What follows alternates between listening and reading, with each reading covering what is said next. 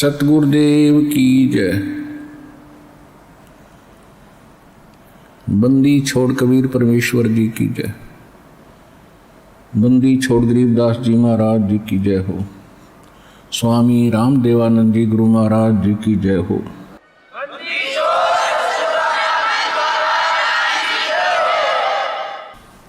Grieve Namo Namo सतपुरुष को नमस्कार गुरु की नहीं। सुर नर मुनि जन साधुआं संतों सर्वस्ती नहीं। सतगुरु साहेब संत सब डंडो तम प्रणाम। आगे पीछे मज हुए तिनको जा कुर्बान। नराकार निर्विषम काल जाल वैभंजनम निर्लेपम निज निर्गुणम अकल अनुवेशम सोहम सुरति समाप्तम सकल समाना निर्तल उज्ज्वल हिरंबर हरदमम बेपरवा अथाह वार पार निमज्जतम। ग्रीव जो सुमर सिद्ध होई गणनायक गलताना।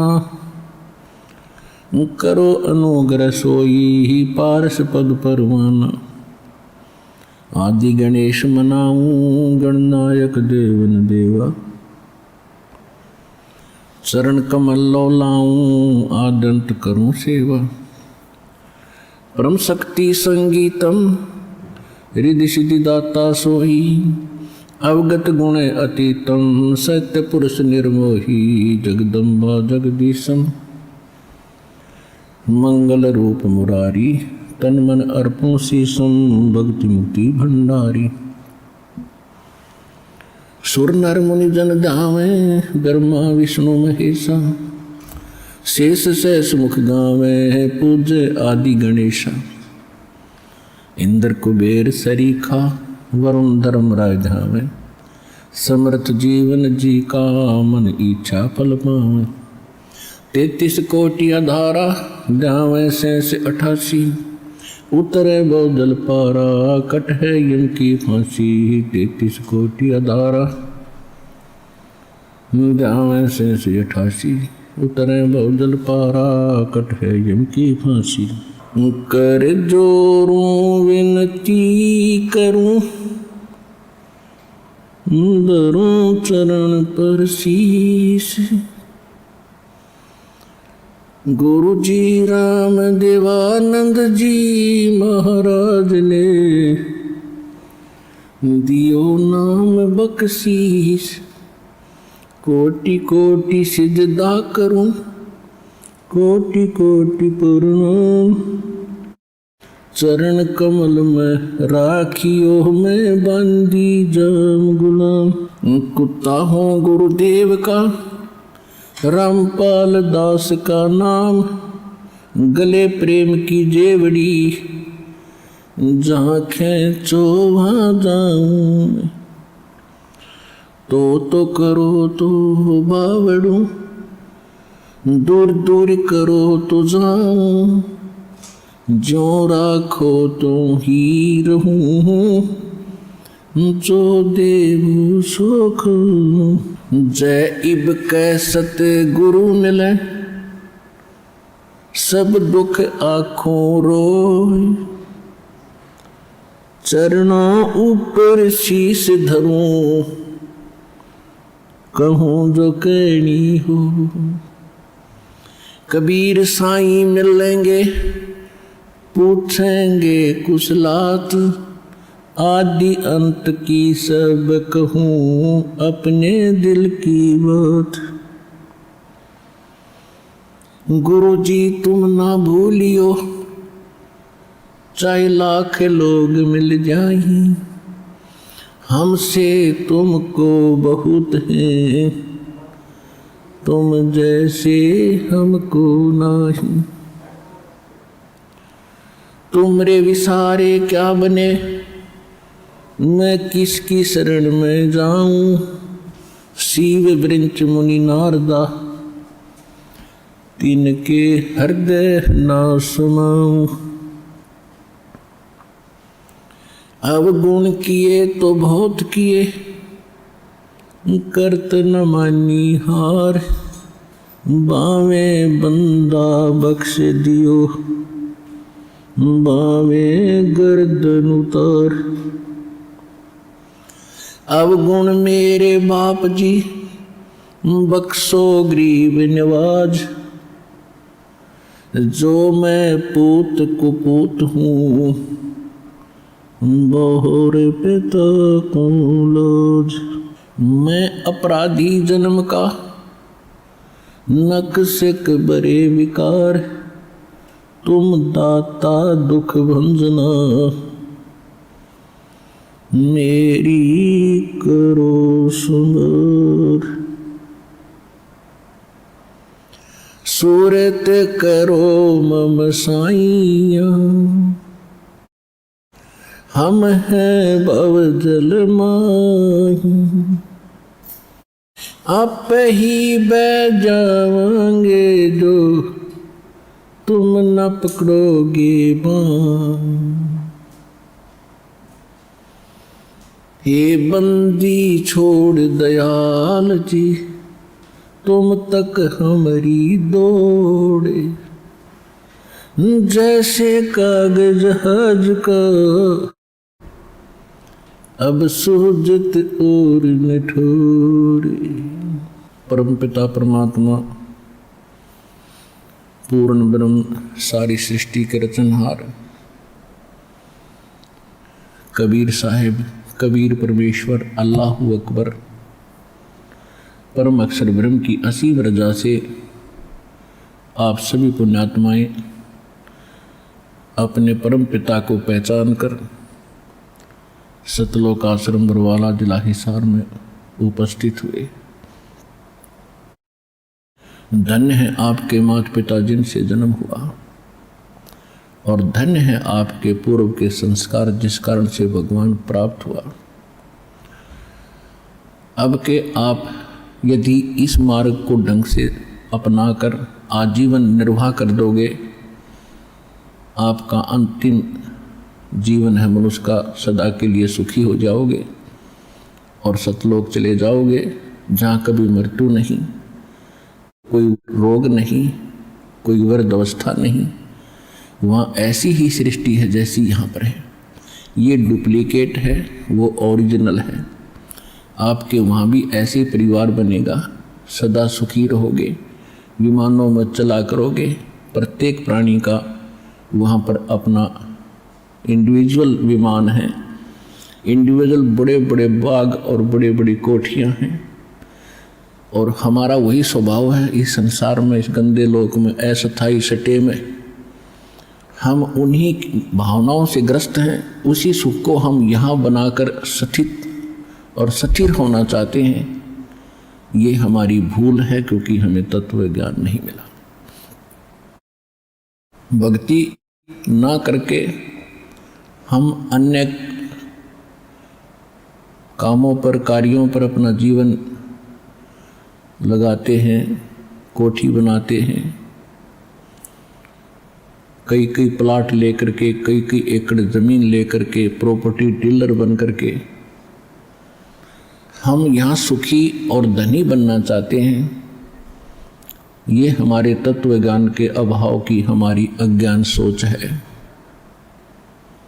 उसके विषय में परमेश्वर ने स्वयं आकर बताया है, पृथ्वीपति चकवे गए जिनके चक्र चलंत, रावण सरीखे कौन गिन भाई ऐसे गए अनंत। सर्व सोने की लंका थी वह रावण से रणधीरम, एक पलक में राज बिराजी जम के पड़े जजीर में। मन तू सुख के सागर बसरे भाई और न ऐसा ही असरे। परमात्मा ने बहुत ही शॉर्टकट में, संक्षिप्त में बुद्धिमान के लिए संदेश और संकेत दिया है कि आप जिस कार्य को प्रथम मानकर कर रहे हो कि ज़्यादा धनी बनूं, संसार में मेरी बहुत वैल्यू हो, महिमा हो, मेरी इज्जत बने, किस कारण से?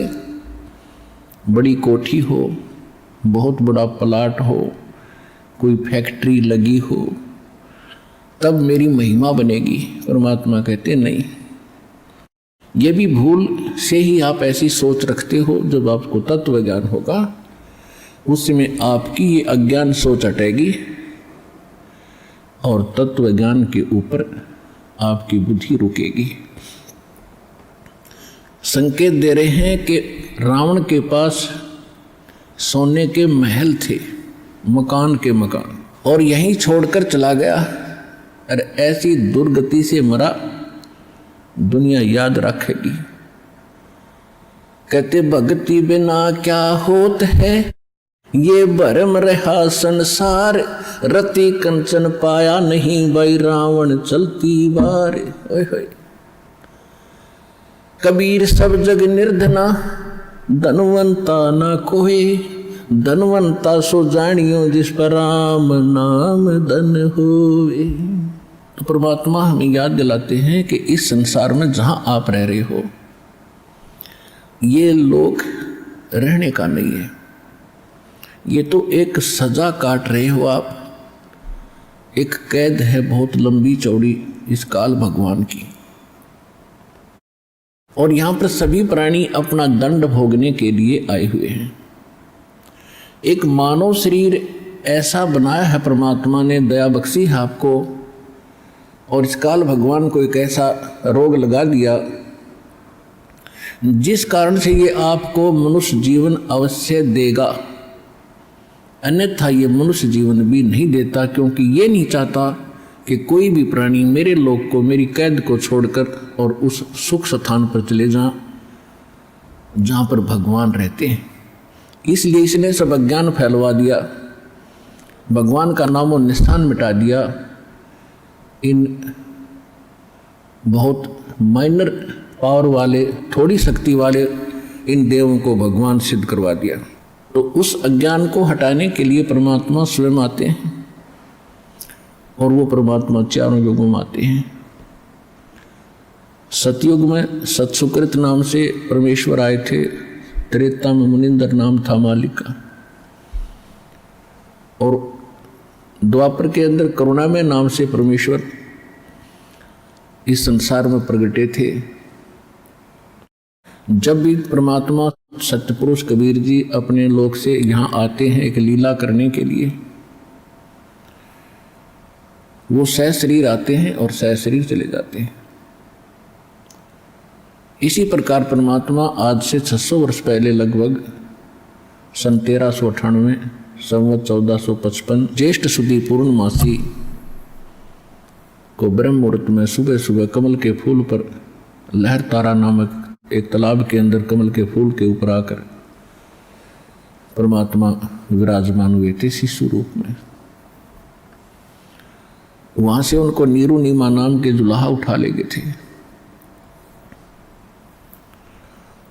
और धीरे धीरे जुलाहों के यहाँ पालन पोषण होने से उनका जाति सूचक नाम जुलाहा कबीर बना।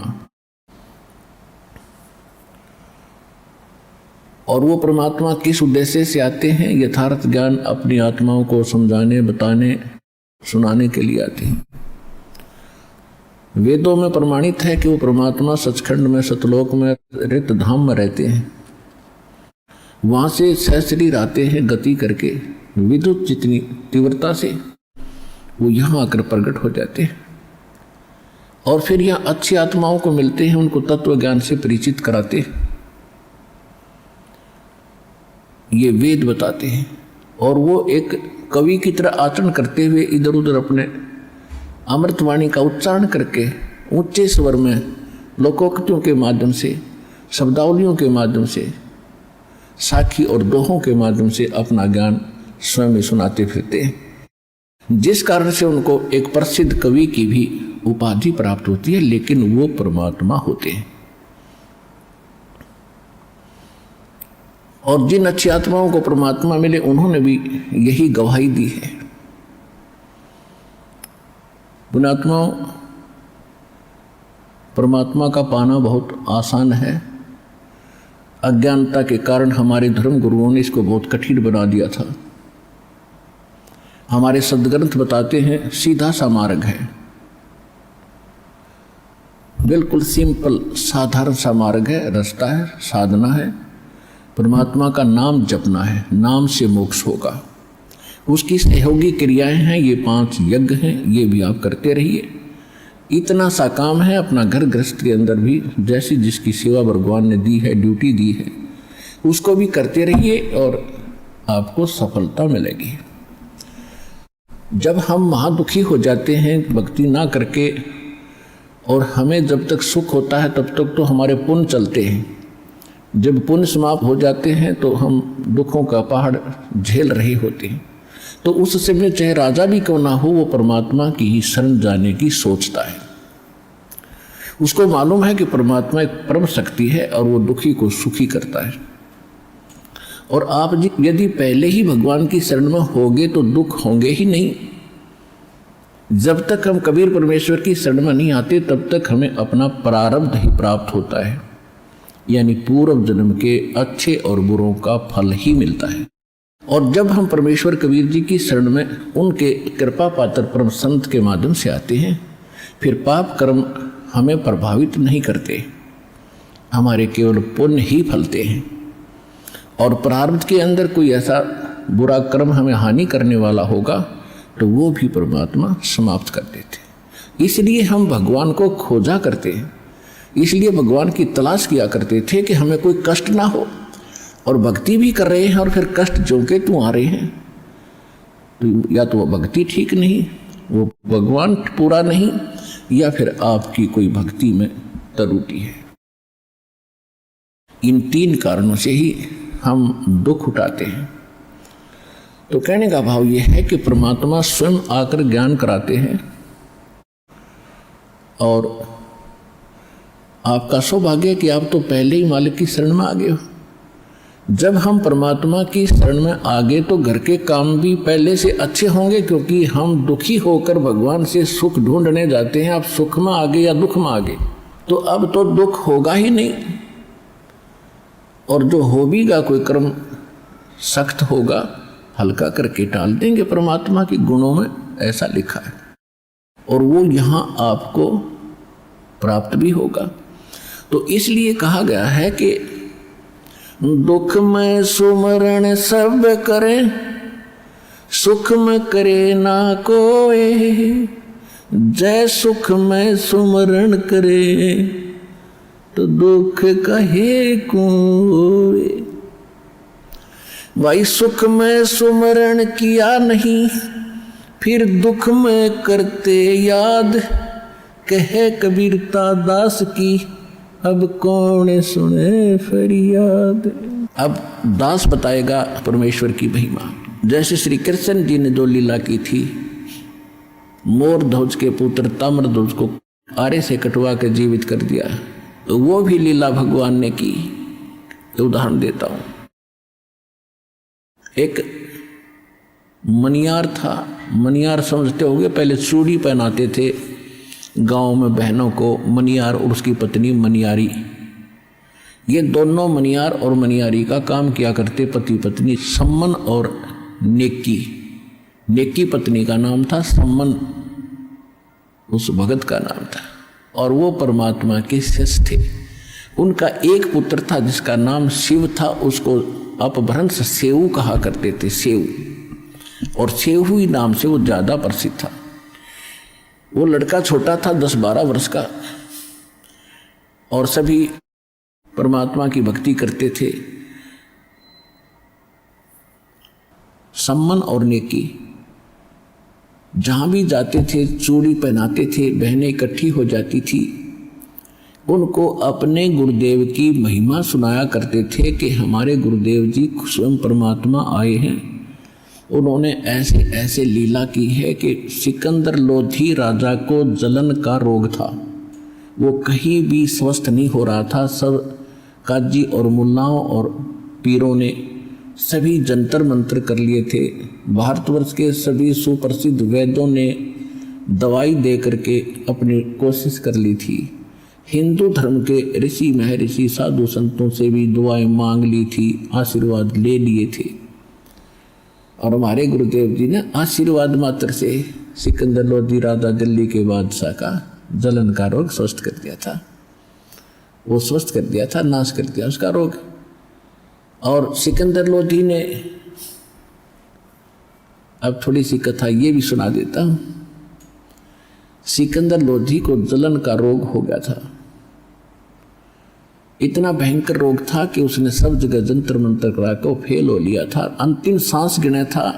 मुसलमान तो मानते नहीं नेक्स्ट जीवन, हिंदुओं के ऋषियों ने, संतों ने बता दिया था कि महाराज ये आपके पिछले जन्म का पाप है, ये तो भोगना ही पड़ेगा, आपके प्रारब्ध में लिखा।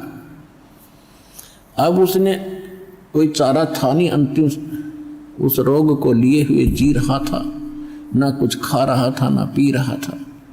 किसी ने आकर उसको बता दिया कि बनारस के अंदर एक संत है और कबीर नाम है उनका, और जुल्हे के घर उनका जन्म है। उन्होंने जन्म मानते थे, मालिक का जन्म नहीं था। यदि वो दया कर देंगे आपका रोग नहीं रहेगा। मालिक की इतनी महिमा हो चुकी थी।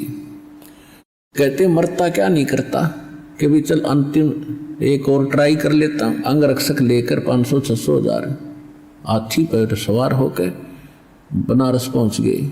बनारस के राजा थे वीर देव सिंह बघेल, हिंदू राजा थे, और वो भी परमेश्वर कबीर जी के शिष्य हो चुके थे। उनकी पावर, शक्ति और चमत्कार देख के जब सिकंदर लोधी वहां पहुंचा तो वीर सिंह से प्रार्थना की कि यहाँ कोई काशी में कबीर नाम का कोई जुल्हे के घर कोई संत है और मैं बहुत दुखी हूँ वीर सिंह, मुझे कहीं से भी राहत प्राप्त नहीं हो रही, अंतिम सांस गिन रहा हूँ।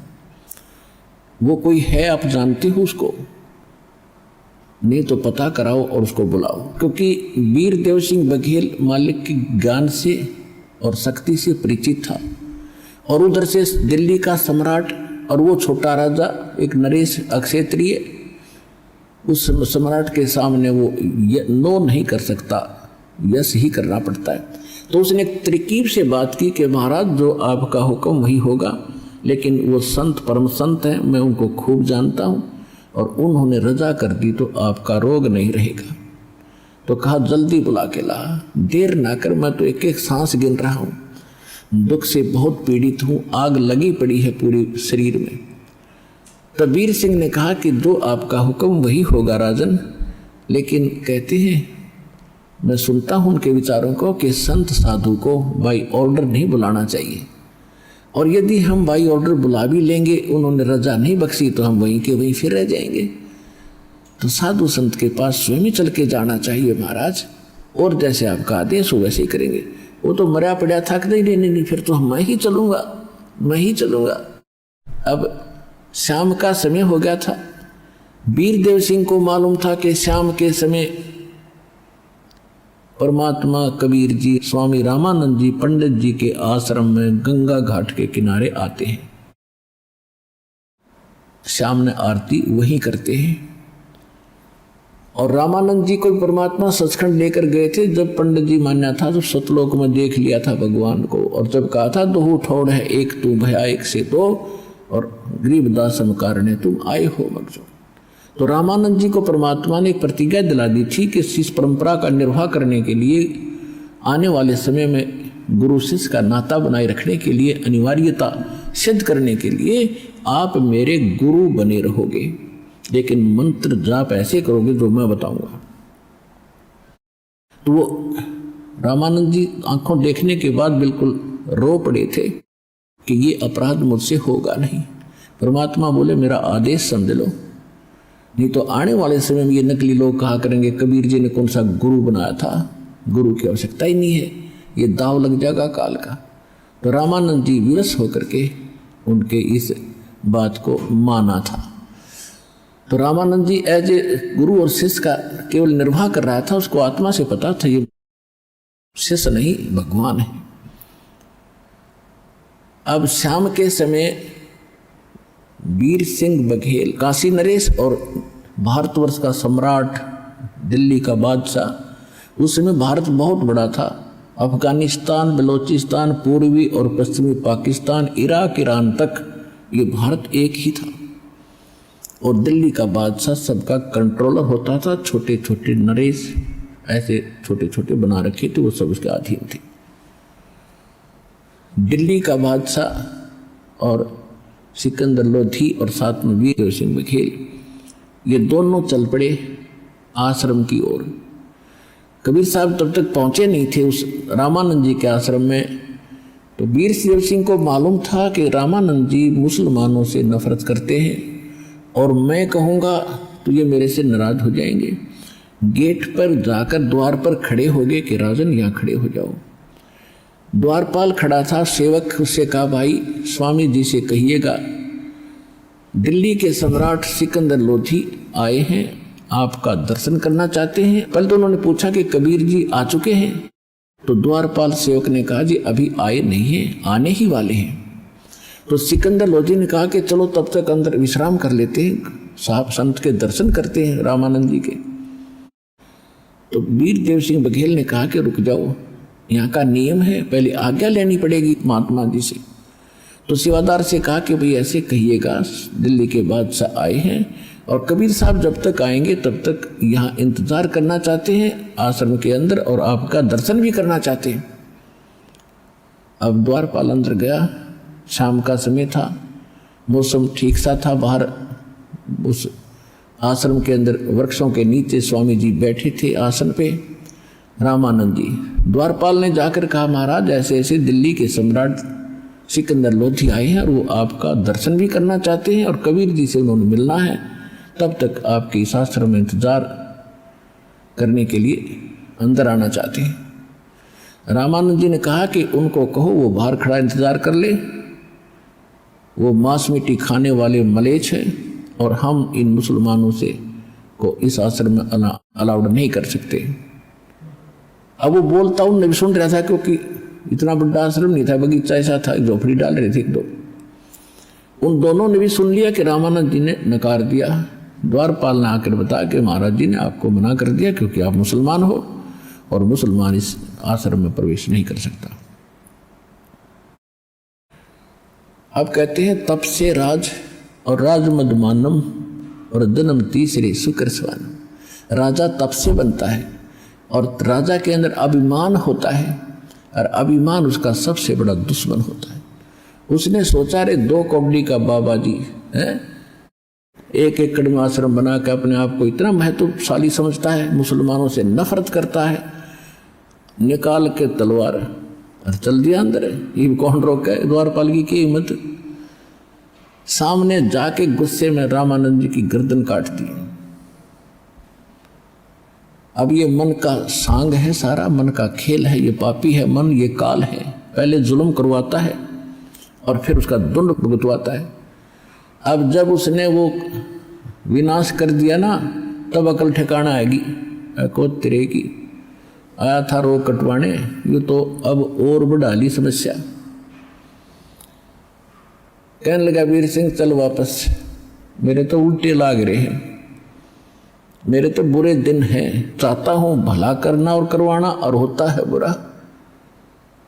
अब वो ऐसा महापुरुष बताते हो कबीर जी को, अब उनके गुरु जी का मैंने हत्या कर दी, मर्डर कर दिया, अब वो शराप और देगा मुझे जब यहाँ आ गया था, तो निकल जल्दी से। अब वीर सिंह क्या बोल रहे उस राजा के सामने, वापस चलने लगे, सामने से परमात्मा आ गए।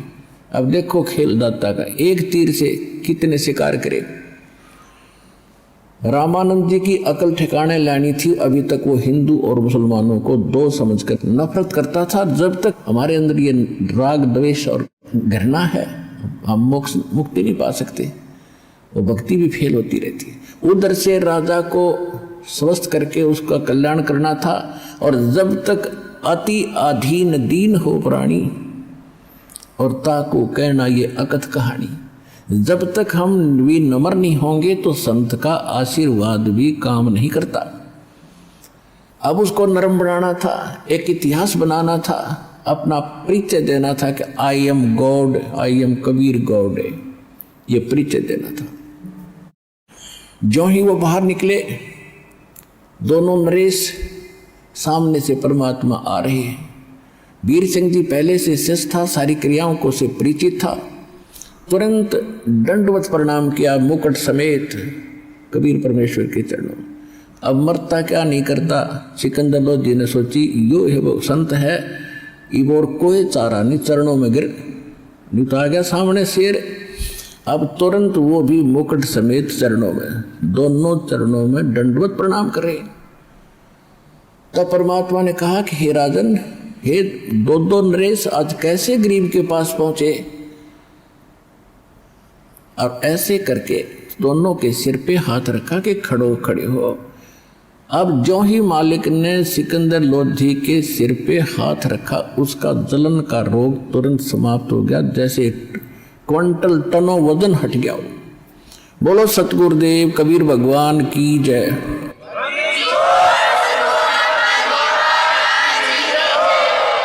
अब वीर सिंह तो खड़ा हो लिया, सिकंदर ना उठे, क्योंकि उसको पता लगे तो अल्लाह अकबर है, ये तो खुद भगवान आए हैं। ओए होए, आशीर्वाद से सब रोग नाश, ऐसा सोच शरीर हल्का फुल्का हो गया। अब उसने सोची कि अब ये पता लगेगा इनको कि इनके गुरुजी का मैंने मर्डर कर दिया और ये मुझे फिर वही रोग दे देगा।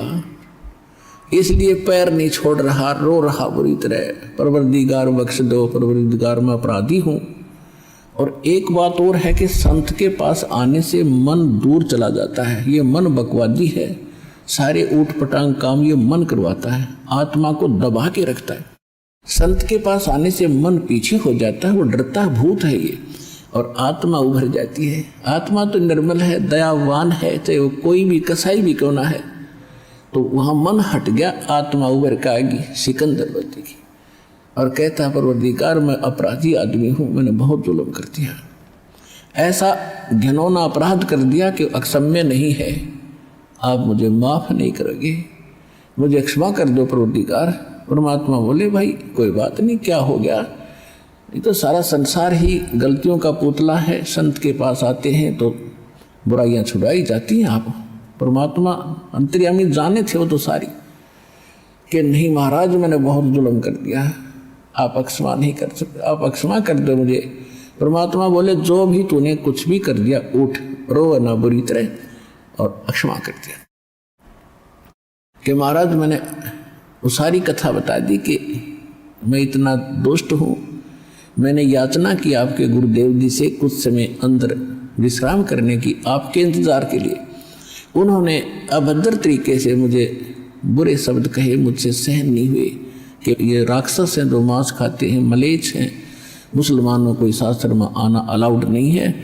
तो मेरे अंदर युवराज का कीड़ा उठ गया और मेरे पर रुका नहीं गया, और मैंने आपके गुरुजी की हत्या कर दी तलवार से, मुझे माफ़ कर दो। फिर गिर गया चरणों में। परमात्मा बोले खड़ा हो, कोई बात नहीं।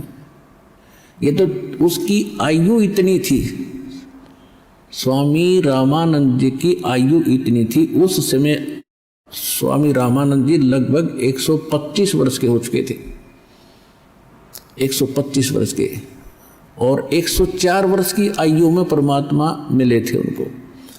तो परमात्मा ने कहा कि इसकी आयु इतनी थी और आपसे ही इसकी मृत्यु होनी थी, इसमें ना तेरा दोष है ना उनका दोष है, आप चलो, और लेकिन एक काम करो, मेरे साथ वापस चलो। परमात्मा ने कहा कि अपना काम बताओ, किस लिए आए थे। कि जिस काम के लिए आया था वो तो आपने आशीर्वाद मात्र से ठीक कर दिया। मैं बहुत दिनों से दुखी था, मेरे हाहाकार मची थी, आग लगी थी रोम रोम में, अरदाता आपके आशीर्वाद से मैं स्वस्थ हो गया। अब मेरा एक काम और बढ़ गया, हे परमात्मा उसको भी दया करो, क्षमा करो। परमात्मा बोले कि चलो आप ऐसे मत जाना, नहीं तो हिंदू समाज बहुत बुरा समझेगा और हो सकता उपद्रव भी हो जाए। आप अंतिम संस्कार करो, मैं संभालूंगा इन सबको, कहूँगा कि भाई ये तो होना ही था और ऐसे ऐसे गलती हो भी गई थी, आदर सत्कार तो सभी का होना चाहिए। तो राजा ने सोचा भी ठीक है, तो अंदर चले गए दोनों। तो जितने भी 10-5 वहाँ शिष्य रहते थे रामानंद जी के, वो कबीर साहब आगे आगे थे, उनको देखकर भागे आए कि कबीर जी सिकंदर ने गुरु जी का मर्डर कर दिया। परमात्मा बोले ऐसी बात नहीं बोलते, संत मरते हैं कभी? अरे भले आदमी तुमने फिर देख जाना क्या भगवान को और संत को, ये मरते हैं, ये कभी नहीं मरते। और कौन किसको मारता है, ये संस्कार अपने प्रारंभ भोगना होता है सबको। उनको ऐसा करे थे। इतने में सिकंदर लोधी और वीर सिंह पीछे पीछे आ गए। वो फिर सुन्न हो गए, क्यों तो फिर आ गया भाई सिकंदर लोधी, फिर आ गया। वो तो चुप हो गए, कत्ती एक साइड में खड़े हो गए। तब परमात्मा ने स्वामी रामानंद जी के जो दो भाग हो गए थे, गर्दन अलग और धड़ अलग पड़ी थी दूर दूर, और कपड़ा डाल रखा था, वहां खून रक्त का सरवाह हो गया था। अब परमात्मा कबीर साहब ने दंडवत प्रणाम किया चरणों की ओर उस स्वामी रामानंद जी के मृतक शरीर को, और चरण पकड़ के कहा, गुरुदेव उठो, संध्या आरती का समय हो गया है, और उठो, देखो दिल्ली के बादशाह और काशी नरेश आपके दर्शनार्थ आए हैं। इतना ही कहा था, वो गर्दन दूर से उठकर रामानंद जी की गर्दन पर लगी, निशान भी नहीं था, और जीवित हो गया। बोलो सतगुरु कबीर भगवान की जय।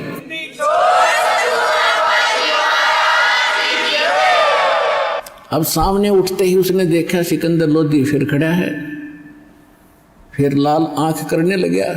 फिर इतने में परमात्मा ने कहा कि हे स्वामी जी, आप तो लीला कर रहे थे, आपको कौन मार सकता है। तो इतने में उसने नीचे ध्यान गया कि मैं तो मर गया था फिर, और ये मेरे शरीर से गर्दन कटने के बाद उनके शरीर से दो धारा चली थी, एक रुधिर की, एक दूध की। शरीर से तो या तो ब्लड निकलना चाहिए था। तो स्वामी रामानंद जी ने उस भगवान कबीर साहब से पूछा कि हे परवरदिगार, ये शंका का समाधान कीजिए कि ये दूध और रक्त ये ऐसे कैसे आया है।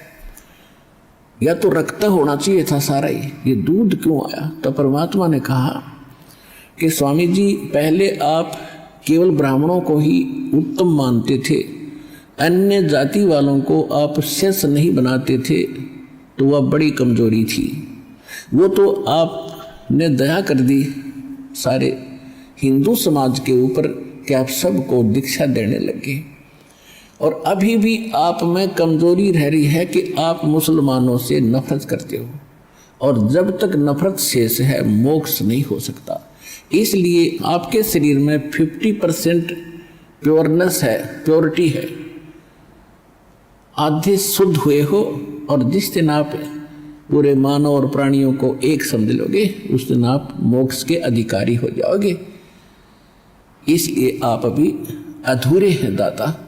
रामानंद खड़े हुए और परमात्मा ने 1 घंटे प्रवचन किए। हिंदू और मुसलमान दो नहीं है, दो कहे जो नरक में जावे, एक खुदा के बच्चे हो तुम, सब एक घर से आते हो तुम, या अपने आप अलग अलग जाति और मजहब बनाकर भ्रमित हो जाते हो। हिंदू और मुसलमान सब परमात्मा के बच्चे हैं, ईसाई हो चाहे सिख हो, सिख तो जब तक थे नहीं। तो रामानंद खड़े हो गया, आँखों में पानी भर गया, और सिकंदर लोधी को सीने से लगा लिया, बेटा मेरे से गलती होगी, मुझे क्षमा कर देना, मैं बहुत निकम्मा था, आज मेरी आँख खुल गई। उसके बाद रामानंद जी ने किसी भी जीव के प्रति कोई घृणा नहीं रखी। तो फिर सिकंदर लोधी ने कहा कि भगवान, ऐसे अच्छे विचार आपके और ऐसे महापुरुष, क्योंकि उनका कति विश्वास दृढ़ हो गया था कि ये अल्लाह अकबर है, अपने हाथों से काटा आदमी को और सामने जीवित कर दिया, रेजिटीज बैठा है, और ऐसा भयंकर रोग जो आज तक किसी मुसलमान के, किसी काजी मुल्ला और किसी से ठीक नहीं हुआ, ना हिंदू धर्म के किसी वैद और जंतर मंतर करने वाले ऋषियों से ठीक हुआ, और महापुरुष ने तुरंत ठीक कर दिया। तो ये परमात्मा आई और मेरे सामने जीवित कर दिया। ओए होए। तो उन्होंने कहा कि परवरदिगार, एक बार दिल्ली चलो, आप दिल्ली चलो दाता, वहाँ तो आग लगी पड़ी है, हिंदू और मुसलमान की आपस में ऐसा झगड़े होते, आपके विचार सुनेंगे, हो सकता है सभी की बुद्धि ठिकाना आ जाए। परमात्मा बोले, हम ऐसे नहीं चलते, जो हमारा कोई दीक्षा लेगा तो हम चलेंगे, हम मेरा शेष बनता उसके साथ जाते हैं, ऐसे वैसे नहीं जाते हम किसी। तो सिकंदर लोधी बोला, जी वो क्या करना पड़ेगा शेष बनने के लिए? आपने ये करना पड़ेगा, मांस नहीं खाना होगा, छूना भी नहीं होगा, और किसी को सजा गलत नहीं देगा, न्याय करेगा, किसी को सताएगा नहीं। तो उसने कहा जी ठीक है, मांस नहीं खाऊंगा और तेरे राज्य में कोई भी जीव हिंसा ना हो। तो यहां वो व्यवस्था जाहिर करता है कि भगवान आप तो जानी जान हैं, मैं मांस नहीं खाऊंगा, लेकिन जीव हिंसा का प्रतिबंध मैं लगा नहीं पाऊंगा क्योंकि ये मुसलमान समाज बहुत ज़्यादा है, आप भी जानी जान हो। तो परमात्मा ने ये कंडीशन लूज कर दी कि ठीक है, तू मांस नहीं खाएगा और कोई बुराई नहीं करेगा, बीड़ी शराब तम्बाकू हुक्का भी प्रयोग नहीं करेगा। मुसलमान हुक्का बड़ी चाव से पीते हैं, वैसे सारे पीने लगे तो उस समय वो पीते थे, तो उसने कहा कि नहीं, वो सब मान नहीं सकते और परमात्मा ने उनको अपना शिष्य बनाया। तो पुण्यात्मा उधर से क्या हुआ कि कबीर साहब के पीछे सारा काशी के लोग पीछे पड़ लिए और उसी दिन ये सिकंदर लोधी दिल्ली का बादशाह भी काशी बनारस में गया हुआ था और परमात्मा जानबूझकर उस दिन छेड़े थे कि इनकी परम पावर हो, यहाँ पर पूरी सुप्रीम पावर आ रही हो। अब सारे काशी के मुल्ला और काजी हिंदू सारे इकट्ठे मिलकर सिकंदर लोधी के पास पहुंचे, जहां वो रेस्ट हाउस में रुका हुआ था वीर सिंह के पास। वीर देव सिंह बघेल वहां का राजा था। तो उन्होंने सब ने जाके कहा कि भगवान हमारा तो घर से निकलना दूभर हो गया, सरेआम वैश्यावृत्ति शुरू होगी आपके राज में और ऐसे ऐसे हाथी पर बैठकर शराब पी कर वैसा लेकर घूमा एक दानक दुल्हा कबीर। अब देखो सकल सिकंदर लोधी की, उसका रोग दूर किया, ऐसा बुरा हाल था, हाहाकार मची थी और उसके सामने ऐसे चमत्कार करके दिखाई और फिर भी जनता के डर से वो फिसल गया। तेरा तो राज उजड़ जाएगा। अब कहीं ऐसा ना हो जनता सारी भड़क जा। सिकंदर लोधी ने कहा लाओ पकड़ कर, कौन है वो? अब ले गए पकड़ गए। सिकंदर लोधी ने जनता को दिखाने के लिए कि मैं वो अपने हाथों में थकड़ी और पैरों में बेड़ी और गल में एक लोहा बहुत भारा तोक डाला करती, वह डाल दी और सबने कहा कि इसको गंगा में डालकर डबो के मारेंगे। सारा काशी के लोग राजा सिकंदर लोधी सब चले गए। जनता का के राजा की चल है, ये काजी मुल्ला ये हिंदुओं के धर्मगुरु सारे, उन्हें पता लगा कि आज दुश्मन मरेगा, क्योंकि परमात्मा ने सबके छक्के छुड़ा दिए थे ज्ञान में कि तुम बकवास करते हो, मिसगाइड किए बैठे हो, जो साधना तुम करते हो कराते हो स्वर्ग की भी नहीं, तुम नरक ले जा रहे हो। तो दोनों धर्म के गुरु उस परमात्मा के विरोधी थे ही, उनका दाव लग गया। सारे इकट्ठे हो गए और कहा इसको डबोगे मारेंगे। अब नौका में बैठा के और उनसे कहा 5-10 मस्टंडे साथ भेज दिए कि इनको गंगा के बीच में पटक दो उठा के नौका में। अब उन्होंने जाके परमात्मा को उठा के बहती दरिया के बीच में पटक दिया। परमात्मा जल पर ऐसे बैठ गए जैसे थल पर बैठा करते, हथकड़ी और बेड़ी अपने आप टूट के गिर गई। बोलो सतगुरुदेव कबीर भगवान की जय हो।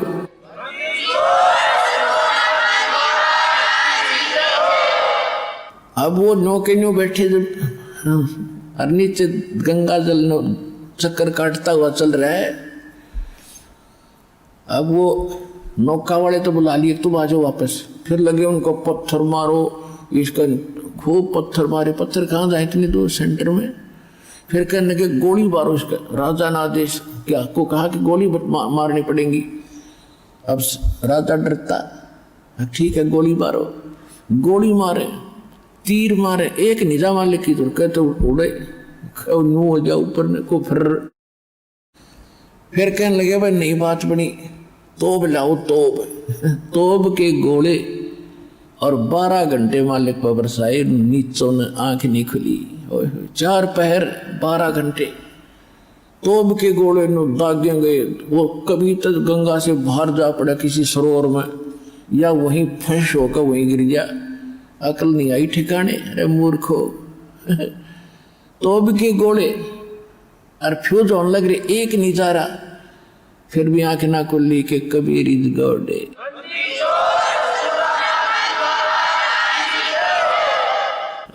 अरे मंदबुद्धि लोगों, तो जब परमात्मा ने देखा कि ये मूर्ख ना जा यहाँ से, भूखे पैसे खड़े जनता ने लिए, और परमात्मा नो का नो नीचे चले गए जल में अपने आप। जब ये कति सारी करनी करके थक लिए, तब उन्हें खुशी बनाई कि डूब गया डूब गया डूब गया, अब इसके ऊपर आप रेत फिर जाएगा, मर जाएगा, इसके अंदर खत्म हो गया खत्म हो गया। अब सब मिठाई बांटते, अंडे दुश्मन मर गया। क्यों? मुल्ला और काजी और पंडित जी अब सब मिठाई बांट रहे हैं। और फिर क्योंकि रविदास जी कहा करते कि तुम नहीं समझ पा रहे हो ब्राह्मणों, ये भगवान है, तो उन्होंने सोचा आज चलो उसको रविदास को बताते हैं। कहाँ गया था भगवान? अब वो डूब गया गंगा में। रविदास की झोपड़ी पर गए, ढोल ढाल बजाते हुए, मिठाई बांटते हुए, और एक ने जाके कहा कि कहाँ है वतराज भगवान? वो डूब गया जो गंगा में। रविदास जी बोले वो बैठा, देख आ जाओ, देखो ये बैठा। बोलो कबीर भगवान की जय हो।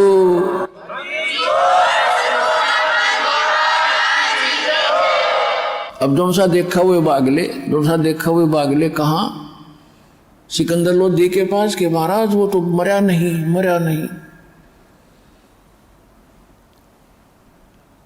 तो अब कैसे मारे भाई? कि इसके गले में पत्थर बांध दो, मोटे मोटे, उसे भरा भरा पत्थर बांध कर छाती गए और परमात्मा को फिर गंगा में पटक दिया। वो पत्थर टूट कर नीचे गिर गए, भगवान ऊपर बैठे। फिर उन्होंने सोचा भाई नौ नहीं मरे। फिर उन्होंने प्रार्थना करी कि कबीर जी आ जाओ, बाहर आ जाओ तुम। अगले भाई आ गया बाहर। फिर उन्होंने सकी बनाई कि इसको खूनी हाथी होते थे, वो आदमी को मार कर पाट डालते थे, उसको कि खूनी हाथी से इसको मरवाएंगे। वहाँ एक ऐसा दंडित स्थान बना रखा था, राजा बैठता था एक ऊंचे से मचान पे, जैसे ये स्टेडियम में ऊंचे स्थान पर बैठ जाते हैं, लास्ट वाला ऊंचा मचान हो, और ग्राउंड में खेल होता है ऐसे।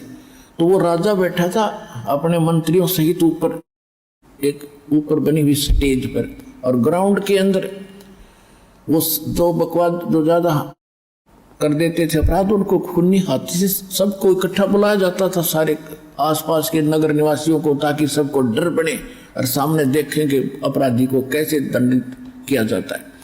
तो सारे इकट्ठे हो रहे थे, वो नताना ही था, और बीच में परमात्मा को बांध के, गोला लाठी दे के, हाथ पैर बांध के और गिर दिया, ग्राउंड में डाल दिया।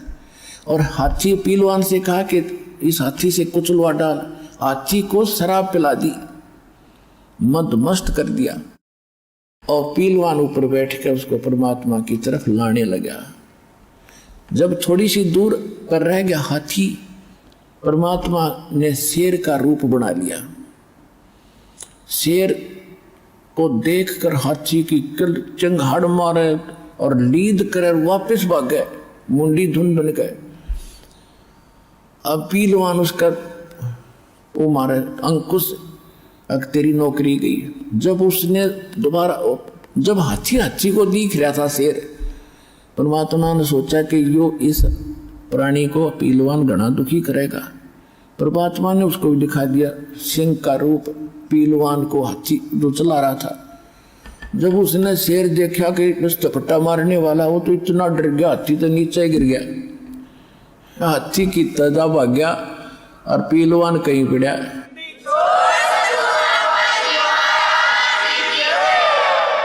अब परमात्मा ने ये सोचा कि इस पीलवान को दंडित करेगा ये मूर्ख सिकंदर लोधी, इसको मारेगा गरीब को।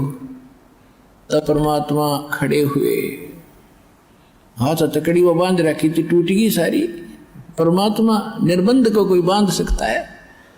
खड़े हो गए, और सिकंदर लोधी ने ऐसा दिखाई दिया जैसे शीश आसमान पर अड़ा हो भगवान का, इतना नूरी शरीर चमक रहा हो।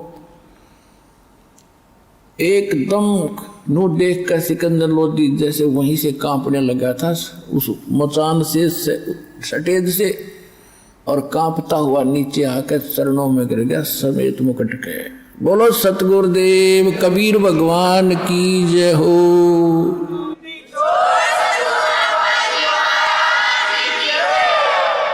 अपनात्मा ये अध्यात्म मार्ग है, अध्यात्म ज्ञान है। आप यहाँ विचलित हो जाते हो कि एक तरफ तो द्रौपदी ने कोई गुरु नहीं बना रखा था, उसने दान भी कर दिया, और यहाँ गुरु जी कह रहे हैं कि गुरु बिन माला फेरते गुरु बिन देते दान, दोनों व्यर्थ हैं। अब देखो ये भी कहा जाता है कि जैसे कर्म करेगा वैसा फल अवश्य मिलेगा।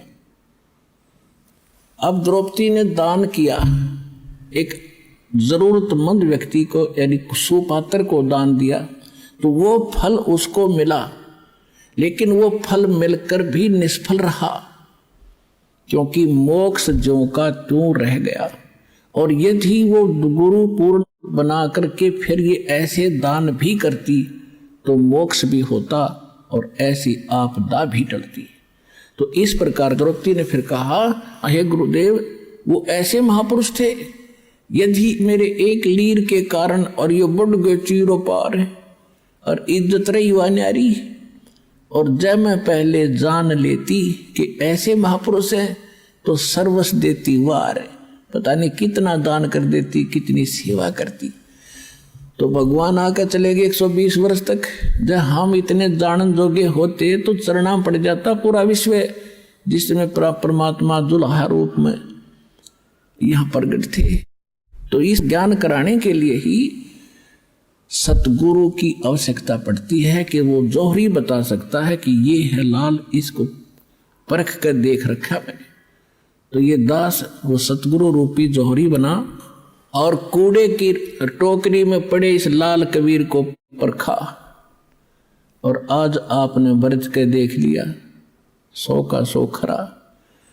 तो कहते समझा है तो सिर दर पाऊं मोहर नहीं रे ऐसा। तो कहते दान इतना अनिवार्य है भक्ति में, जैसे मंत्र आपको दे दिए, ये तो बीज बो दिया, और बीज बोने के बाद खेत में जब सिंचाई नहीं करी, खाद नहीं डाला, तो किसान के खट्टेगा नहीं।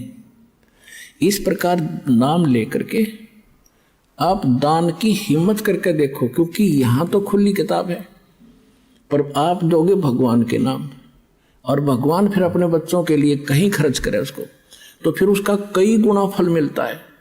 और ये दान आपको इतना लाभ देगा आप सोच भी नहीं सकते।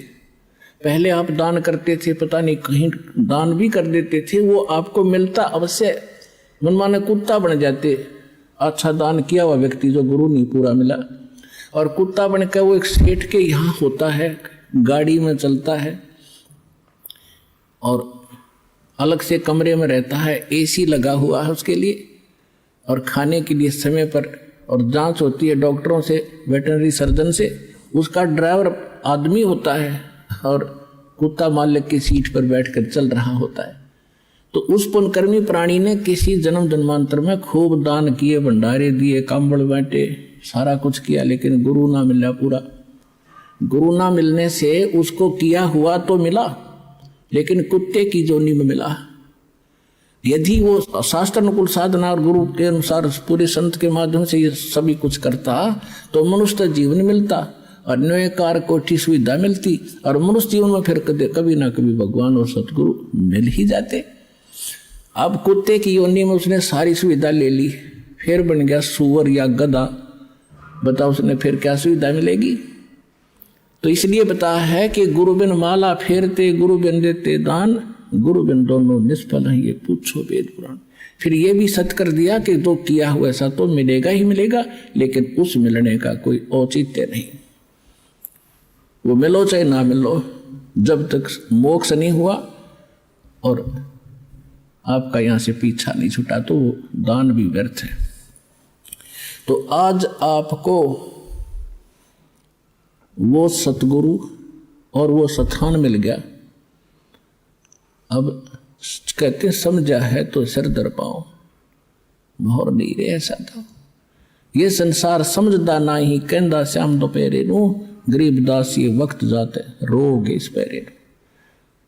जो यहाँ नहीं आएगा सतलोक आसन बरवाला जिला हिसार से उपदेश नहीं लेगा दास से, तो ऐसे पछताएंगे बाद में, जैसे कुत्ता वो प्राणी मनुष्य जीवन को छोड़कर कुत्ते की योनि में जाकर रात ने ऊपर ने मुँह कर करो आकर एक आधी बज उसका याद आया करे वो बातें, वो एक बहुत बुरी बड़ी बाई।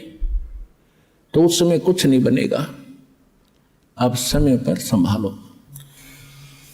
परमात्मा समझाया करते थे, काशी करवत लेत हैं ये आण कटावे शीशे, बन बन भटका खात हैं यूं मिले नहीं जगदीश।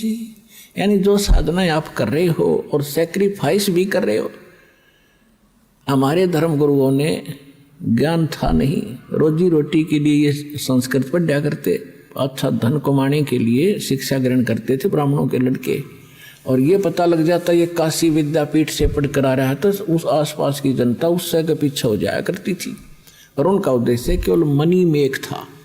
तो पहले काशी के अंदर विशेषकर जो ज़्यादा पैसे वाले व्यक्ति धार्मिक हिंदू होते थे, ये ब्राह्मण लोग उन्हीं को ज़्यादा कैच कराया करते।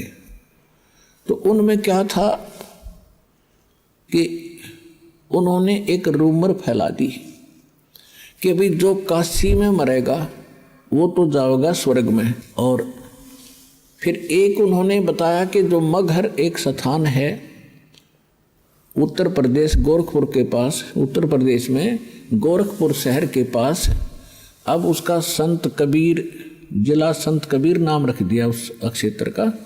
तो वो मगहर एक स्थान है, आज भी है। वहाँ का राजा था बिजली खां पठान। वो परमात्मा का शेष हुआ था। कैसे हुआ था कि वहाँ अकाल गिर गया था मगहर क्षेत्र में, उसकी राज्य में, और सारे जंतर मंतर करवा लिए थे, हाहाकार मच गई थी। तब किसी ने बताया था कि कबीर नाम के एक महापुरुष काशी में रहते हैं। काशी का राजा वीरदेव सिंह बघेल भी परमात्मा का शेष था। उसके मगहर के जो राजा थे बिजली खां पठान, वो बिजली खां पठान ने पता लगने के बाद परमात्मा को प्रार्थना करके अपने घर लाए थे मगहर में। तो परमात्मा के आशीर्वाद मात्र से वहाँ इतनी गजब की वर्षा हो गई थी, सारा पानी पानी भर दिया था। लंबी कथा पहले फिर कभी सुनाएंगे। अब ये सिर्फ एक जो आज विषय सत्संग का कुछ अन्य है, जिससे प्रभावित होकर के वो मगहर के सभी हिंदू, और उसमें 50-50 हिंदू और मुसलमान है मगहर नगर में। एक कस्बा सा है मगहर, जैसे बरवाड़े से भी छोटा, तो उसमें और छोटा गांव सा था। तो उसमें 50-50 हिंदू और मुसलमान हैं, सारे के सारे परमात्मा के शेष हो गए, क्योंकि सारे मरे थे, तड़फे थे, कति एक एक दिन गणे थे, घास फूस खाकर जीवन व्यतीत कर रहे थे। तो सब ने परमात्मा की दीक्षा ली। बिजली खां पठान ने भी मस्तक टेक दिया। और वहाँ कहते हैं मुसलमान, एक मुसलमान था, उसके संतान नहीं थी, 60 से ऊपर उम्र हो गई थी दोनों की। तब परमात्मा से अर्ज करी थी, परमात्मा ने आशीर्वाद दे दिया था, बेटा यह भी समस्या तेरी हल हो जाएगी। 10वें महीने लड़का हो गया। उसका आज पूरा मोहल्ला बना हुआ है, पूरा सैकड़ों घर, उसका नाम रखा हुआ मगहर में मोहल्ला कबीर करम। मोहल्ला कबीर करम, यानी करम माने कृपा, रहम। कबीर परमात्मा की रहमत का प्रसाद रूपी यो मोहल्ला, ये सारे उसके आशीर्वाद से हम आज विद्यमान हैं। हम गए थे वहाँ पर, हम वहाँ गए थे, अब 2-3 बार देख कर आए, संगत को भी लेकर गए, ताकि आने वाले समय में वो प्रत्यक्ष दृष्टा मेरे साथ गए थे भक्त, अपने भाई बहनों को विश्वास दिलाएंगे कि सचमुच ऐसा है, हम देख कर आए थे। तो वो बिजली खां पठान उनका शेष हो गया। और काशी के जो पंडित जी थे, इन ब्राह्मणों ने एक अफवाह फैला रखी थी कि जो मगहर मरेगा वो गधा बनेगा, क्योंकि उस मगहर की पृथ्वी को भगवान शंकर जी ने श्राप दे रखा है, वहाँ जो मरेगा वो गधे की जुन्नी में जाएगा। और साथ में उस मगहर के साथ से एक दरिया बहा करती थी, उसका आमी नदी नाम था। अब भी है वो दरिया, अब भी है, लेकिन वो सूखी है, थोड़ा पानी चलता उसमें। तो वह कति सूख गई थी। कहते हैं भगवान शिव ने उसको श्राप दे दिया, उसका पानी खत्म कर दिया। ठीक है, अब वो सूखी पड़ी थी, उस मगर के नीचे का पानी खराब है, वहाँ नहीं था उस समय। तो ये समस्या उनको बनी रहती थी। उधर से परमात्मा कहा करते थे कि भाई जो आपके धर्मगुरु कह रहे हैं कि जो मगर मरेगा वो गधा बनेगा और नरक में जाएगा, और जो काशी में शरीर छोड़ेगा वो स्वर्ग में जाएगा। परमात्मा कहा करते थे कि भाई पुण्य करने वाला और पूरे गुरु से जो मंत्र लेकर शास्त्र अनुकूल साधना करने वाला, वो कहीं पर भी मरो वो अपने उस इष्ट धाम मर जाएगा। ये आपको भ्रमित कर रहे हैं, झूठ बोल रहे हैं तुम्हारे गुरुजी। तो वहाँ क्या करते थे, काशी के अंदर इस बात को सिरोधार्य करके हमारे पूर्वजों ने, समझदार व्यक्तियों ने ये सोचा कि भाई मरना तो है, वृद्ध हो गए, और क्यों ना हम काशी में चले जावा, काशी क्षेत्र में, बनारस में, और वहाँ मृत्यु हो जाए तो स्वर्ग तो चले जाएंगे। तो उन्होंने अपने बच्चों से कहा कि बेटा हम वृद्ध हो गए, हमारी व्यवस्था कर दो, हम वहाँ रह लें धर्मशाला वगैरह में, और कभी भी प्राण छूट जाएंगे हम स्वर्ग तो चले जाएंगे।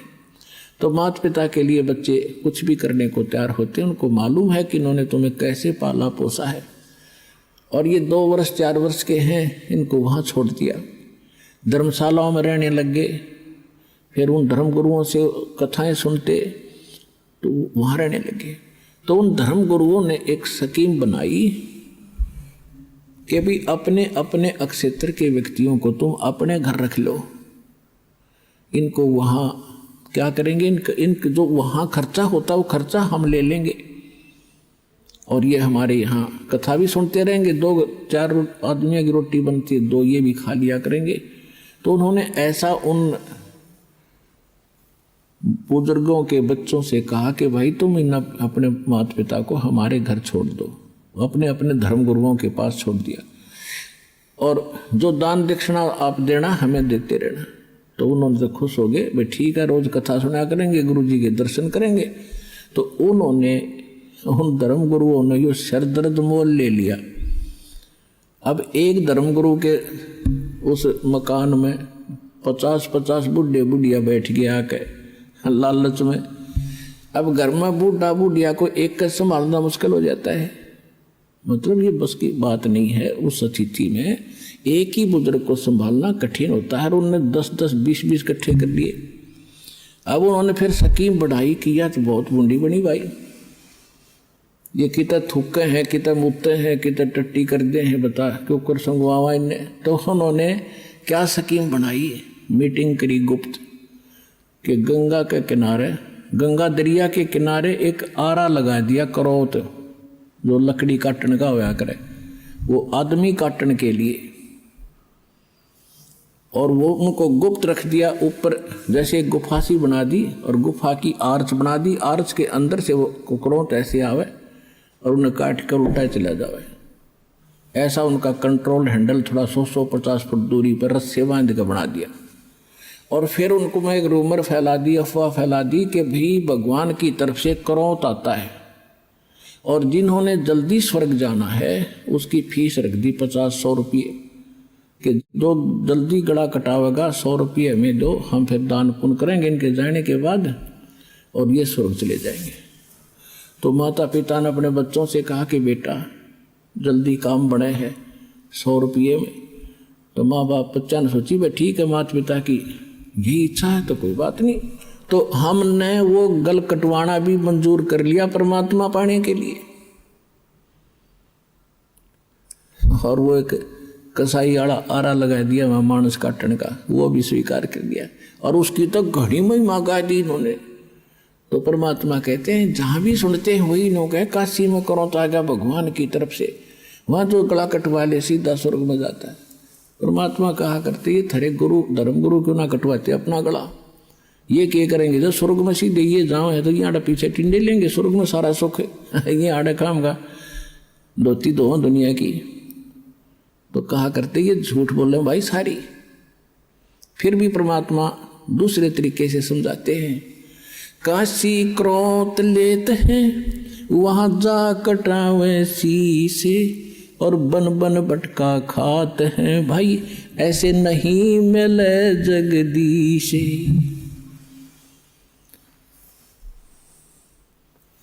परमात्मा कहा करते ये पंडित ब्राह्मण गुरु, यानी सभी ब्राह्मण नहीं, जो ब्राह्मण कर्म करते हैं, जो गुरु पद पर विराजमान है, उनके लिए कहा करते थे कि भाई ये आपके जो मंडलेश्वर हैं, गुरु जी हैं, ये सारे झूठे हैं, इनको ज्ञान नहीं है। और भाई अगर मगर मरने से यदि नरक में जाता है प्राणी, तो मैं मगर मरूंगा। अनाउंसमेंट करवा दी परमात्मा ने कि भी इस दिन मैं मगर मरूंगा, और उसके लिए प्रस्थान कर दिया। अब जब वहां से परमात्मा काशी से चले मगर के लिए, उस समय की वाणी है, कीन्या मगर पिया ना सतगुरु, कीन्या मगर पिया ना सतगुरु, कीन्या मगर पिया ना हो। दोनों दीन चले संग जाके हिंदू मुसलमान हो, दोनों दीन चले संग जाके हिंदू मुसलमान हो। बयाना माने प्रस्थान, काशी से मगर के लिए प्रस्थान किया, उस समय की वाणी बता रहे हैं।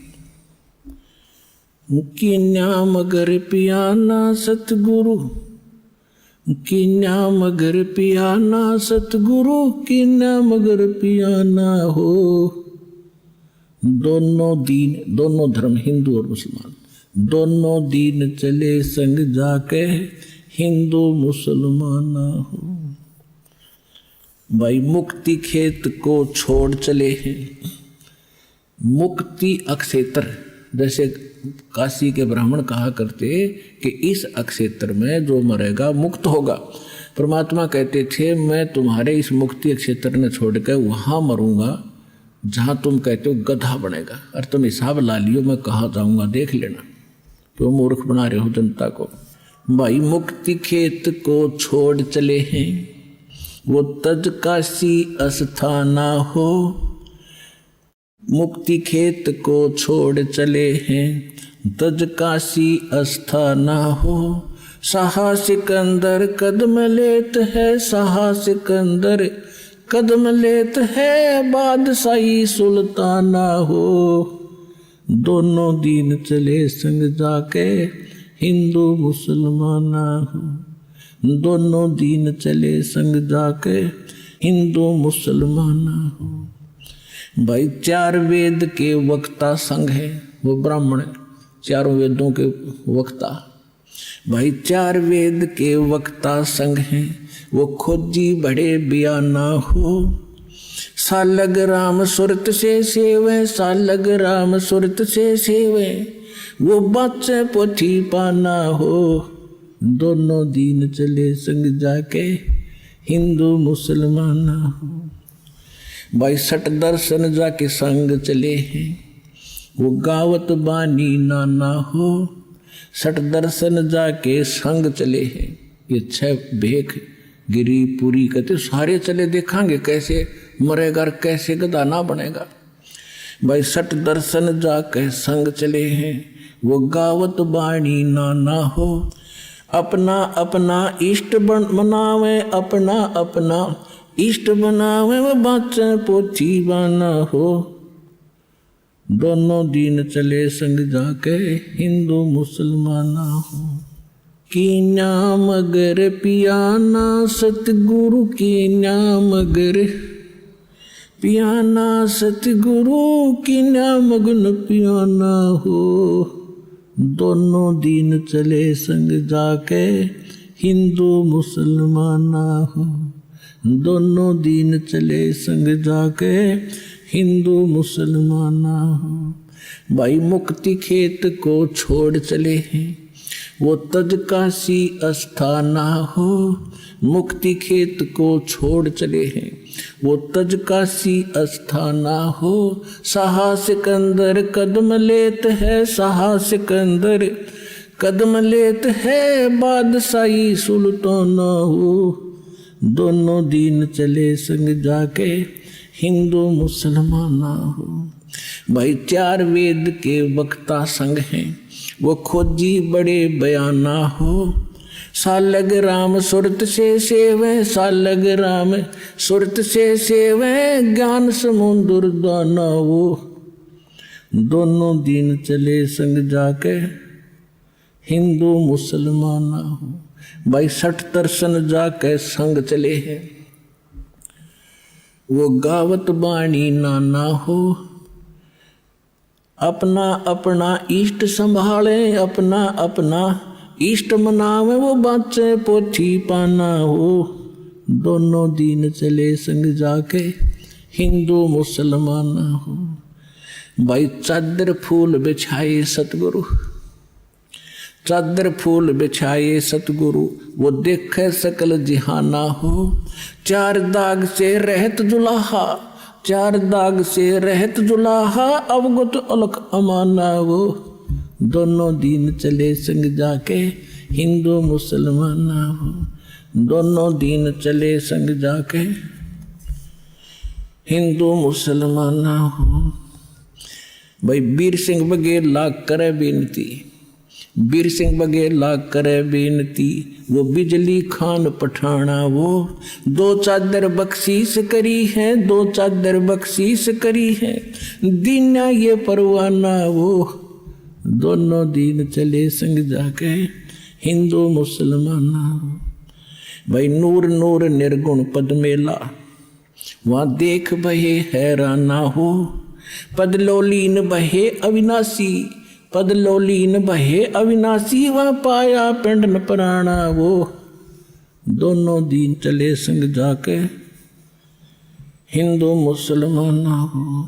भाई शब्द स्वरूप साहेब सरबंगी, वो शब्द शब्द समाना हो। दास गरीब कबीर अरस में, उसके फर्क दजा निशाना वो। दोनों दिन चले संग जाके, हिंदू मुसलमान हो। जब परमात्मा ऊपर जा रहे थे तो दुर्गा एक सुंदर युवा औरत का रूप बना के और वहां खड़ी होगी सामने जाके। देखा मगर जहूरा सतगुरु, देखा मगर जहूरा हो। भाई काशी में कीर्ति कर चाले, वो झलमल देही नूरा हो। काशी में कीर्ति कर चाले, झलमल देही नूरा हो। माया आद अर्श से उतरी, अर्श माने आसमान से, आदि माया ये दुर्गा। माया आद अर्श से उतरी, वो बनी अप्सरा हूरा हो। हम तो बरे कबीर पुरुष को, हम तो बरे कबीर पुरुष को, तू है दुल्ला पूरा हो। काशी में कीर्ति कर चाले, वो झलमल देही नूरा हो। माया कहे कबीर पुरुष से, मेरा देखो बदन जहूरा हो। अर्श विमान स्वर्ग में मंदिर, मंदिर माने महल। अर्श विमान स्वर्ग में मंदिर, ये भोगे हमको सूरा हो। काशी में कीर्ति कर चाले, वो झलमल देही नूरा हो। कहे कबीर सुनोरी माया, कहे कबीर सुनोरी माया, तुम कुटिल नजर क्यों घूरा हो। जिन भोगी सोए कल रोगी, जिन भोगी सोए कल रोगी, वो होगे धूरम धूरा हो। काशी में कीर्ति कर चाले, वो झलमल देही नूरा हो। माया कहे कबीर पुरुष से, माया कहे कबीर पुरुष से, मैं हूँ जग से दूरा हो। कि मैं ऐसे स्थान पर रहती हूँ, मुझे कोई नहीं देख सकता वहाँ पर। माया कहे कबीर पुरुष से, मैं हूँ जग से दूरा हो। मैं तुम्हारी पटरानी दासी, मैं तुम्हारी पटरानी दासी, मैं राखों पलक हजूरा हो। काशी में कीर्ति कर चले, वो झलमल देही नूरा हो। कहे कबीर सुनोरी माया, तुम हो लड्डू बूरा हो, कहे कबीर सुनोरी माया। तुम हो लड्डू बूरा हो, जो तुझे खावे वो मर जावे, जो तुझे खावे वो बह जावे, तास अकल के कूरा वो। काशी में कीर्ति कर चाले, वो जलमिल देही नूरा हो।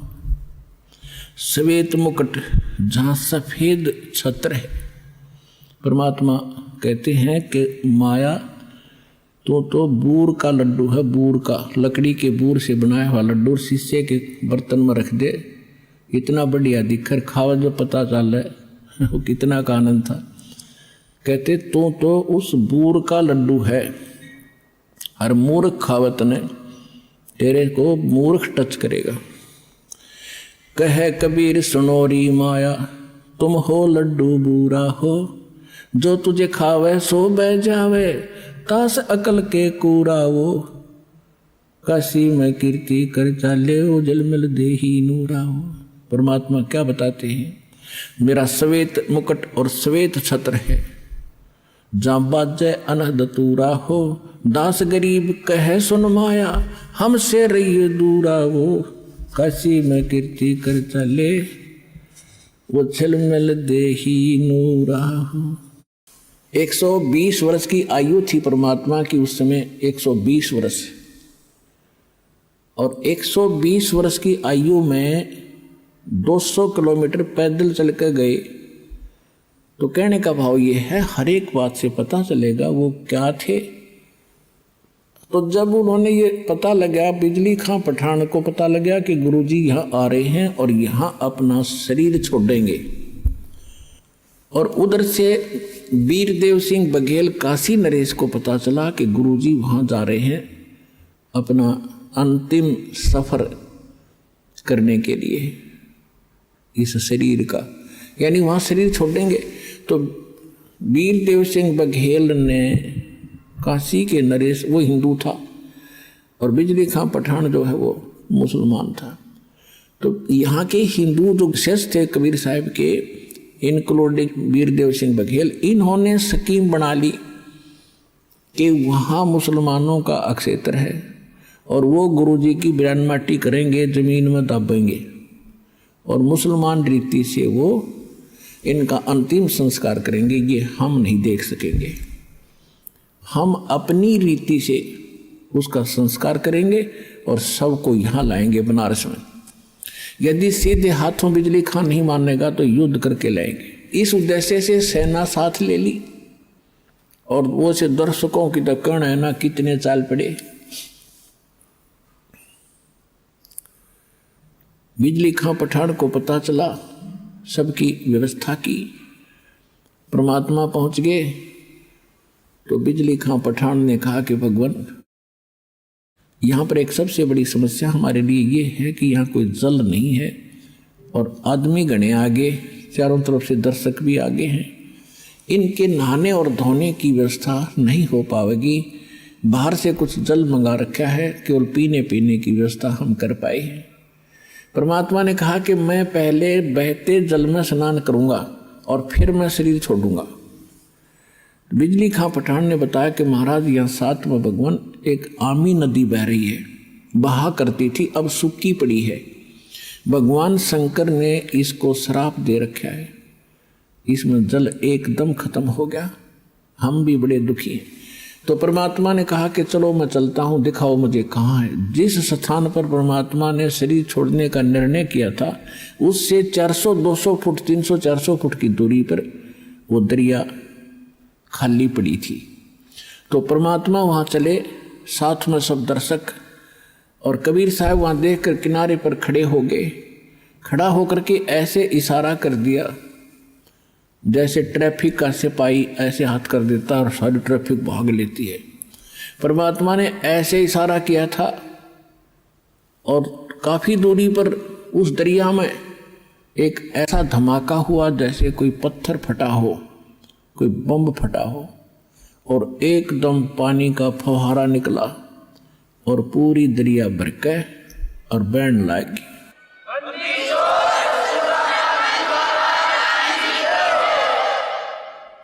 ऐसा निर्मल जल सतलोक से भेजा भगवान ने। वो तो बहाना था, खुड़के दुड़के गाते। तो फिर सब ने स्नान किया और नहाए धोए।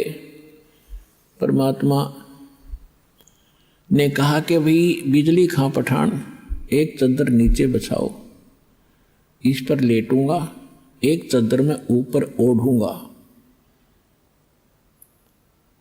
तो परमात्मा के लिए एक चादर बछा दी, उसके ऊपर सुगंधित फूल डाल दिए 1-1 इंच मोटे, कि गुरु जी इस पर लेटेंगे। तब परमेश्वर ने पूछा कि बिजली खां पठान, कि बिजली खां पठान मुसलमान भी अपनी सेना ला कर खड़े कर रहने 100 फुट की दूरी पे, और वीरदेव सिंह बघेल काशी का हिंदू राजा, वो भी 100 फुट दूसरी साइड में पूरी सेना की सतर्क खड़ी, अपने हथियार में जकड़े हुए, और दर्शक बीच में बैठे। परमात्मा ने पूछा, दोनों बिजली खां पठान और वीरदेव सिंह बघेल सामने खड़े आपस में गुरु जी के पास में। परमात्मा ने उनकी तरफ नजर करके कहा कि भाई ये सेना किस लिए लाए हो तुम दोनों? दोनों शर्मा गए, नीचे को गर्दन कर ली, बोले नहीं। तो दूसरे लोग होते हैं हिंदू मुसलमान, तो मुसलमान कहने लगे जी आपकी मृत्यु के उपरांत हम आपके शव का अंतिम संस्कार मुसलमान रीति से करेंगे, अगर ये हिंदू नहीं मानेंगे तो हम इनके साथ युद्ध करेंगे। हिंदू कहने लगे हम इनको मुसलमान रीति से ये अंतिम संस्कार आपका नहीं करने देंगे, और ये नहीं मानेंगे तो सेना इसीलिए ला रखी है कि हम युद्ध करके जबरदस्ती ले जाएंगे। पुणात्माओं, उस समय भविष्य वक्ताओं ने ये भविष्यवाणी कर रखी थी कि इस वर्ष में एक भयंकर ग्रह युद्ध छिड़ेगा और बहुत जनहानि होगी। अब परमात्मा ने वो कहर टालना था। यदि मालिक समर्थ ना होते तो लड़का मर जाते, हिंदू और मुसलमान कत्लेआम हो जाता। परमात्मा ने कहा कि खबरदार, जब तुमने जरा सा भी झगड़ा किया, जब तुमने झगड़ा किया, दोनों को 3 तलाक, हिंदू और मुसलमानों को 3 तलाक मेरा। फिर भी सुन लो, मेरे शरीर को चाहे 2 भागों में बांट लेना बेटा, तुम लड़ियो ना, मेरा काला मुंह हो जाएगा। अब वो ऊपर से तो सब हाँ भर रहे थे, अब ठीक है जी, लेकिन अंदर से ये था कि एक बार शरीर छोड़ दें गुरुजी, फिर हम आप देख लेंगे। अब वो तो अंतर्यामी थे, सारे जाने थे इनमें केक को बदबरी पड़ी है। एक चादर नीचे बिछी थी, लेट गिरे, एक ऊपर ओढ़ ली। कुछ देर के, कुछ ही सेकंड के बाद परमात्मा ने ऊपर आकाश में जा रहे थे, सह शरीर जा रहे थे, वहां से आकाशवाणी की कि भाई उठा लो चादर, हटा दो पर्दा, इसमें नहीं है मुर्दा। इतनी जोर की आवाज आई, गुरुजी की आवाज, ऊपर देखा सबने कि परमात्मा तो वो जा रहे हैं, वो जा रहे हैं, कितना तेज शरीर है उनका। और चादर उठा के देखा, जितना शरीर था उतने सुगंधित फूल बन गए उस मालिक के पूरी। वो तो मालिक लीला थी, सह शरीर चले गए।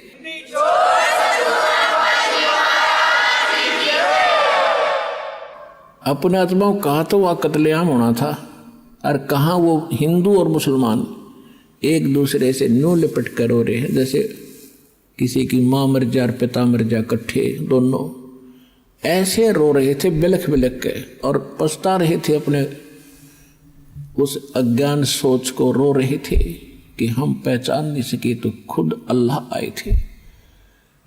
रो रहे थे बुरी तरह कि हमने बहुत बुरा किया, हमने कभी सुख, अंतिम समय में भी सुख ना दिया अपने मालिक को, अंत में भी उनको इतना तंग कर दिया। तो उन्होंने, बिजली खां पठान ने कहा कि भाई एक चादर आप ले लो, एक हम ले लेते, आधे फूल आप ले लो, आधे हम ले लेते। बड़ी दया करी दाता ने, क्योंकि हम तो समझ के कुछ ही नादान मुसलमान और हिंदू हैं, ये बकवाद कर सकते। तो आधे आधे बांट के वहीं पर 100 फुट का फैसला है। इधर हिंदुओं ने बना रखी है अपनी यादगार भगवान की, इधर मुसलमानों ने, वो आज भी विद्यमान है, और हम उसका चित्र भी लाए हैं, आपको दिखाते हैं। ये तो है मुसलमानों वाली यादगार। इसमें थोड़ा सा क्षेत्रमंद इसके अंदर भी जाकर आए थे, और इधर ये गेट है मुसलमानों का, और इसकी आड़ में, इस साइड में एक और गेट है, वो हिंदुओं के लिए है। और ये जो यादगार है, ये हिंदुओं ने बना रखी है। और इनके बीच में ये गेट है सामूहिक आने जाने का आपस में, ये रहा।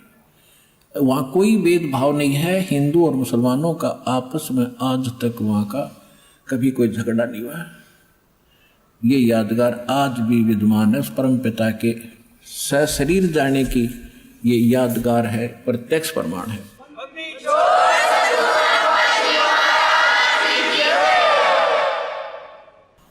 अपनात्माओं बिजली खां पठान ने 500 बीघा जमीन हिंदुओं की यादगार के नाम दे दी वहीं पर, और 500 बीघा दे दी मुसलमानों को।